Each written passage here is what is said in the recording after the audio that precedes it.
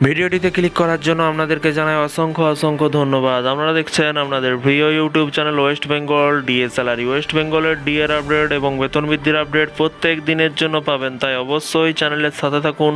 চ্যানেলটিকে সাবস্ক্রাইব করে পাশে থাকা বেল আইকনটিতে প্রেস করে রাখতে ভুলবেন না। আজকে 21শে জুলাই, আজকে কিন্তু ধর্মতলা চলো মাননীয় মুখ্যমন্ত্রীর আজকে সভা আছে। সেই সভা থেকেই নাকি আজকে মাননীয় মুখ্যমন্ত্রী সরকারি কর্মচারীদের উদ্দেশ্যে ডিএ নিয়ে বড় আপডেট দিতে চলেছে। ভিডিওটি সম্পূর্ণ দেখবেন।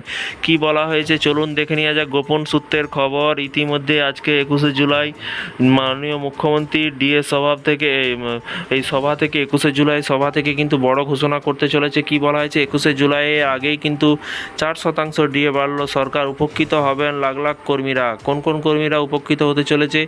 অপেক্ষার অবসান ঘটিয়ে অবশেষে কর্মচারীদের ডিএ বাড়ালো কিন্তু সরকার। এই মহার্ঘ ভাতা কবে বাড়বে সেই দিকে পাখির নজর ছিল লাখ লাখ সরকারি কর্মচারীদের। তবে এবার সকলের এই অপেক্ষায় অবসান ঘটল বই কি। এবারে কিন্তু অপেক্ষায় অবসান ঘটল। আদতে মধ্যপ্রদেশ সরকারি কর্মচারীদের ডিএ বাড়লো। এবার সপ্তম বেতন স্কেলে কিন্তু সরকারি চাকরিজীবী ও পেনশনভোগীদের পদেয় মহার্ঘ ভাতার হার কিন্তু 2024 সালে 1 জুলাই থেকে কিন্তু 4% বাড়ানোর সিদ্ধান্ত নিয়েছে। এরই পাশাপাশি এতে ডিএ দাঁড়ালো কিন্তু 46%। রাজ্য সরকারের ডেপুটেশনে কর্মরত সরকারি কর্মচারী এবং সরকারি আন্ডারটেকিং কর্পোরেশন বোর্ড এবং অনুদানপ্রাপ্ত এবং সংস্থাগুলি চতুর্থ ও পঞ্চম বেতন স্কেলে আনুপাতিক হারে কিন্তু মহার্ঘ ভাতা বাড়ানোর প্রস্তাবে অনুমোদন দিয়েছে মন্ত্রিসভা।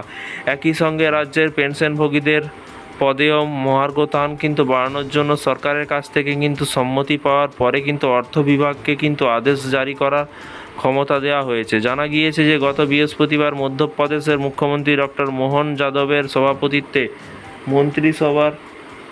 মন্ত্রিসভার বৈঠকে বেশ কয়েকটি গুরুত্বপূর্ণ প্রস্তাব অনুমোদিত হয়েছে এবং মন্ত্রিসভার সিদ্ধান্তের কথা জানিয়ে মন্ত্রী কৈলাস এবং বিজয়বর্গীয় বলেন যে সমবায় ঋণ প্রতিষ্ঠান থেকে কিন্তু কৃষকদের পাওয়া ঋণ পূরণের জন্য কিন্তু সরকার 1 মাস সময় বাড়িয়েছে।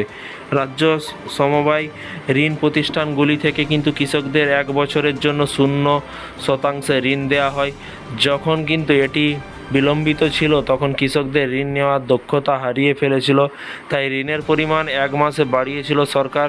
এটি সরকারের উপর 10 কোটি টাকা অতিরিক্ত বোঝা যে চাপবে তা বলেই বাহুল্য। তো ফ্রেন্ডস, বিষয়টি বুঝতে পারলেন, এটা কিন্তু অন্য রাজ্যের কথা কিন্তু বলা হয়েছে। তো পশ্চিমবঙ্গ রাজ্য সরকারি কর্মচারীদের কবে ডিএ বৃদ্ধি হয় এবং সংগ্রামী যৌথ মঞ্চে কি পরবর্তী পদক্ষেপ নিতে চলেছে, সমস্ত কিছু আপডেট এই চ্যানেল থেকে পাবেন। চ্যানেলটিকে সাবস্ক্রাইব করে পাশে থাকা বেল আইকনটিতে প্রেস করে রাখুন পরবর্তী লেটেস্ট আপডেট পাওয়ার জন্য। ভালো থাকবেন, সুস্থ থাকবেন এবং নিজের খেয়াল রাখবেন। Thank you.